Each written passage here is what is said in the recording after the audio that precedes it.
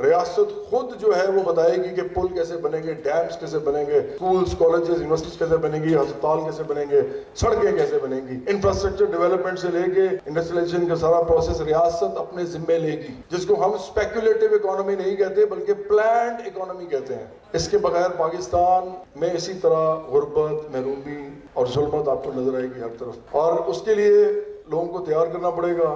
لوگوں کو 3 چیزیں ہمیں انکلکیٹ کرنی ہیں ان کے اندر۔ اس ملک میں کس چیز پہ زیادہ لوگ ایک دوسرے کے ساتھ لڑتے ہیں یا کس چیز کو اپنی سیاست کا بیس بناتے ہیں؟ مذہب، اس کا آرگنائز فارم پولیٹیکل۔ دوسرا پیری مریدی، آپ دیکھ لیں ہر طرف موجود ہے، ہر طرف آپ کو ملے گی۔ اور تیسرا امیر لوگوں کو اکٹھ۔ پورے ملک کے اندر آبادی کو فقیر بنا دیا جس نظام نے ان کو انسان بھی نہیں رہنے دیا، ان کو ہم تھوڑے تھوڑے پیسے دے کے اپنے دل کو خوش کرتے ہیں، اور ہم خیرات کو اس ملک کے اندر نظام کا ایک انٹیگرل پارٹ بنا کے پیش کرتے ہیں، جبکہ یہ اس معاشرے کی لعنت ہے۔